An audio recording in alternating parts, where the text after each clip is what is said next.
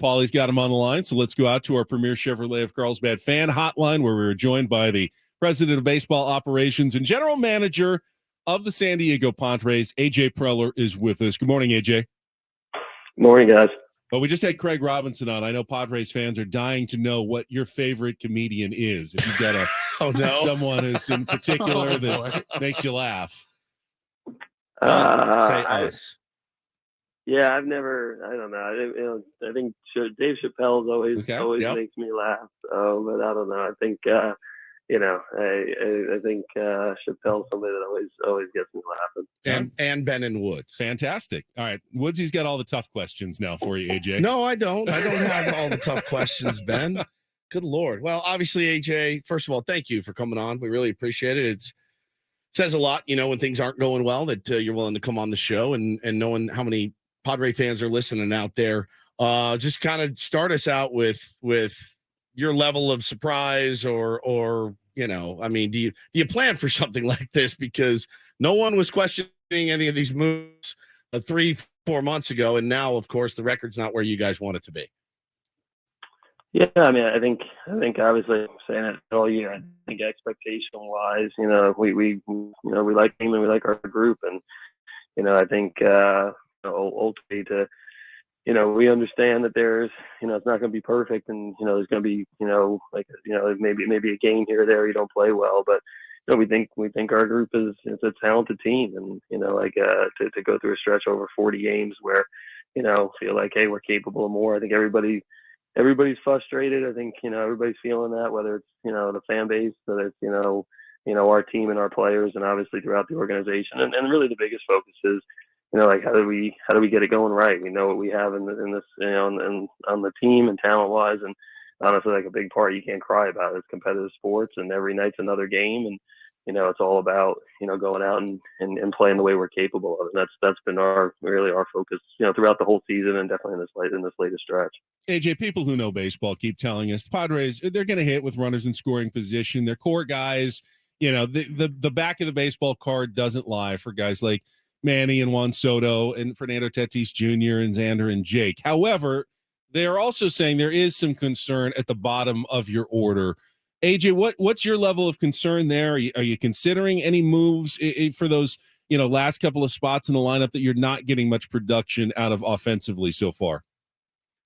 Yeah, in terms of we're getting guys on base and then being able to execute there. I think it comes down to more just having quality at bats and making sure that approach wise, mechanically, that our guys are in good positions and good spots. And I think if we start doing that, I don't think it's like, hey, throughout the game, like, we're having these great ABs, and then when guys get in base, we're not seeing that. I think it's just more of every situation, nobody on, nobody out, to men on base. If we're in a good spot and, we feel like we're in a good position approach wise, mechanically, et cetera, I think, it's going to start to translate. And then in terms of the lineup, yeah, I think it's a combination. Like, obviously we haven't scored runs, and I think it's been both, I think at the top, we really expect to do a lot of, to put a lot of pressure on clubs and do damage. And, I think when you get to to the 7, 8, 9 spots in the lineup, you've got to have some depth down there. And, so far, I think both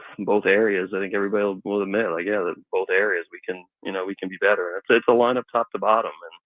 And, I think from our standpoint, we're constantly looking to evaluate and address, and, that's always the trick of it. But, and when to, I think the conversations with Bob, the conversations with the hitting guys, conversations with our players, is all about, hey, how do we start to see some changes? Do we how do we go about playing the game a little bit differently?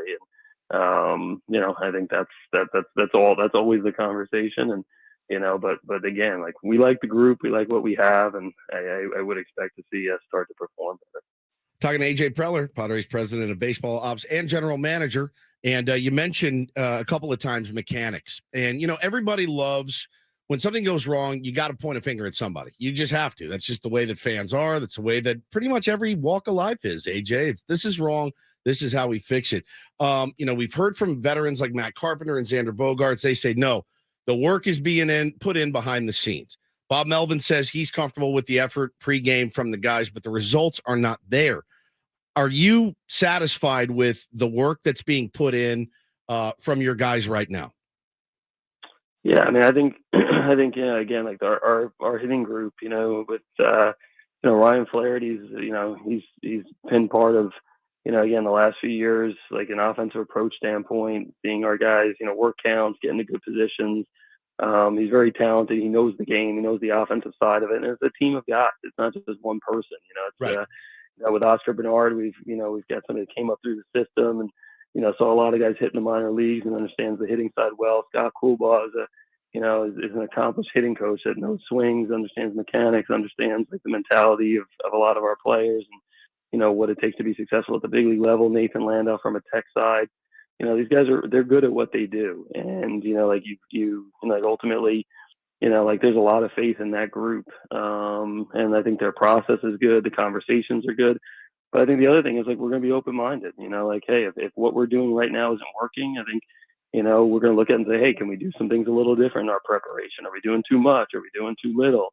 Can we change up how we're doing certain things? Some of this is individual based, honestly. It's not just like systemic with the team. And right. I think those are the constant conversations that are had. I think again, like if we're doing things well, we're going to start to see adjustments and make some changes.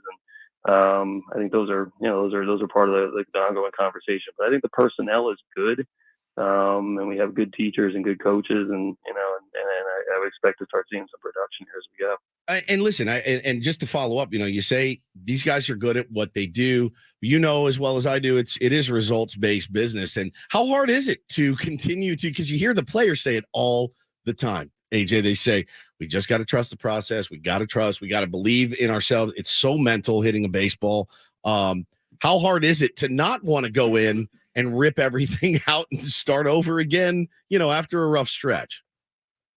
Yeah, I mean, the thing obviously, like, you can't be reactionary every single day, Right. So it's like, it is baseball, and there's failure in the game, and then also there is like hot and cold stretches, et cetera. I think we understand all of that, and I think and I think it's not going to be, hey, we went out and scored 12 runs today. That means, hey, we're everything's great and we're moving on. It's just like it's over the course of setting short-term goals. Hey, this is what we want to look like in a week, and then where are we going to be at in 2 weeks? And if not, like we got to be willing to make some adjustments and how we're talking, how we're teaching, how we're practicing, and that part, that mindset is there from the group. And I think that's more of the role with Bob and myself, et cetera, is just making sure we're having those conversations and then knowing when to kind of make those adjustments. But you can't get to where every day you're just reacting. I think again, like there's trust and faith, and I think over the course of the next couple of weeks and over the course of 162, if we're doing things the right way and we have talented players, we're going to start to see production for sure. May have to react to the Manny Machado injury though here in the next couple of days, and we know Manny will want to get back as absolutely fast as he can. He always does. But what's your thinking in terms of getting him healthy and whether or not he might need to sit down for a little while to get that hand healed? Yeah, I mean, I think it's again like we'll come in again today and see where he's at. And I think again, like try to get a sense of where he's at in terms of his readiness to play for tonight or this weekend, and then weigh that out versus what's best. Again, it's a fracture, so even if it's a small fracture that's not casted or anything like that, it's still a fracture. And I think for us, like the biggest focus is going to be on the season and what we need to do for the course of the year for what's best for him and best for our club. And we'll get more information every day. We get a little bit more information. We'll get more today, and then evaluate it from there about timeline and what's best for him. Now, has he tried to hire you away to be the general manager of his soccer team yet? Or could you do both? Yeah, I know nothing about soccer, but yeah, I think if we've got enough focus here trying to get back to the top of the standings from there. Yeah, the shoe's on the other foot now, Manny. You're in management. Yeah, dude. You can see all these players come up to you with all their ideas all the time. Exactly. See how you like it. I think Nelson had some things to say when Nelly was the GM of the WBC team. So I think he decided quickly, you know what, maybe not retire, get back to playing or whatever, and do this as long as I can. Well, so. I did wear my junior GM shirt for you today. It's under this Tin Caps shirt that I'm wearing also. So I have my junior GM shirt on, and I wanted to ask you about, listen, you look at everyone always wants to compare, and it's just the death. If you just compare yourself to what other teams do, you can't do it. You have to stick to your plan, whether you're a morning show, whether you're a baseball team. It's the exact same thing. You can't compare. That being said, you look at some prospects that come up and they just burst on the scene. I wanted to ask you, because there's some guys hitting right now in AAA, and how hard is it for you to weigh, all right, well, it's El Paso and they're doing well. And we've seen guys come and go, but how hard is it for you to make that distinction of, okay, they're ready. Like, we could probably use a spark and this guy's hitting. Let's bring him up. Yeah, I mean, I think, a lot of it the player tells you with their production and how they're going about their work. And then, we've got, scouts that go down there and evaluate, and then obviously talking to our coaches as well. And, then you're weighing that out versus the big league team. So I think that's all part of the, of our evaluation process. And, when do you make a move?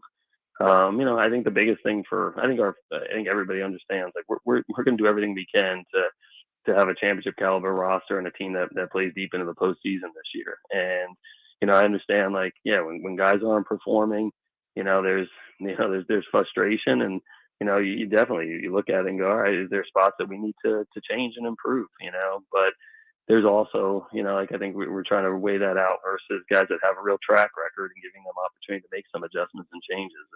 And, I think the one thing everybody understands in this market with our group, our team, our front office, we're going to do everything we can to go put a team on the field that's going to play deep. And, I think, again, like, you start looking at it, and yeah, does that, it's a little early from a trade standpoint. Sure. But we do have some guys performing in AAA.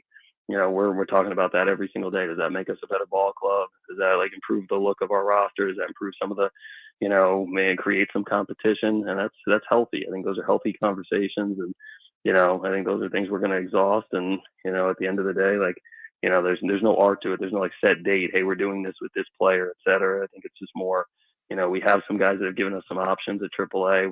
We'll evaluate that. And, hopefully we have some guys that can, you never win with just your 26. You need a lot of guys that can come up and perform. And, I think that's part of our conversations daily, and just making sure, hey, we're doing what we need to do to go out and win the game for that night. As far as depth goes for the roster, it's funny, man. We talked about it beginning of the season. That's one thing I think we were championing a little bit, was depth in the organization. And it does, sometimes it feels a little bit dire.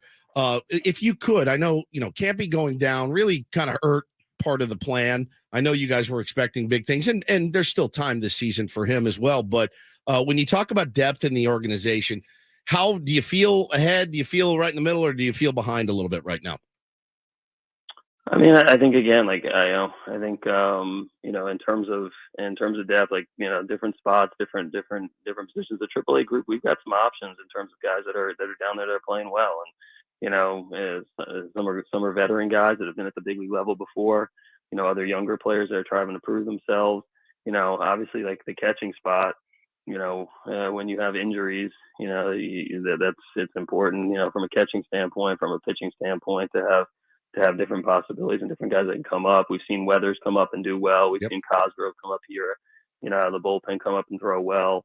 Again, like, like, overall, you need to have guys that can come up and, and give us a shot in the arm, or kind of hold things down, or come up and perform and push other guys. So, we're constantly talking about that, and we feel like the AAA group has some options for us that we're going to look at, and throughout the system. Again, that's what, from our standpoint, that's where we feel like we've had that in years past. Feel like that we're in a spot this year where we can call on that, and if not, that's when you have to start looking at outside the organization as well. So, again, I feel like from our standpoint, we have some options that we'll be able to call on, that'll be able to help us out here in the next couple months if we need to. You mentioned some of the surprising successes in the bullpen. Tom Cosgrove, Drew Carlton, giving you some innings when he came up as well. But there have been some injuries there. What's the latest on Robert Suarez and getting him back, and maybe even Drew Pomeranz, seeing him at some point this season?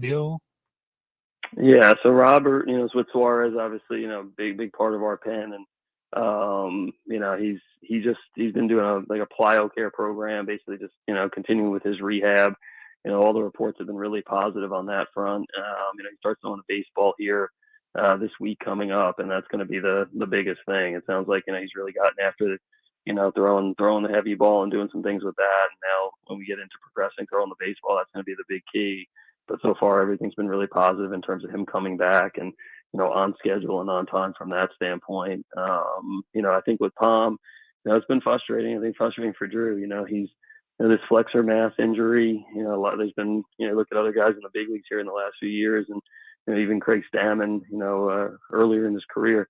It's taken these guys a few years to come back from that injury, and I think it's kind of like hey, it's not Tommy John. Some people look at that injury. It's actually kind of taken longer for a lot of guys to come back and be effective, and Drew just hasn't been able to come back off of that, and he's still kind of searching for it right now. And again, we've got other guys as Zokar starting to go out on a rehab, and Nabil. So there'll be some other guys that have contributed that we're looking forward to getting back. Adrian Mori-Holmes is starting to throw bullpens from his standpoint. So again, like as we look towards the second half, as we look towards the long season, I think getting some guys internal healthy, getting some guys back, I think we have some people that'll be able to give us a shot in the arm and help us on the field here, of course, in the next few months.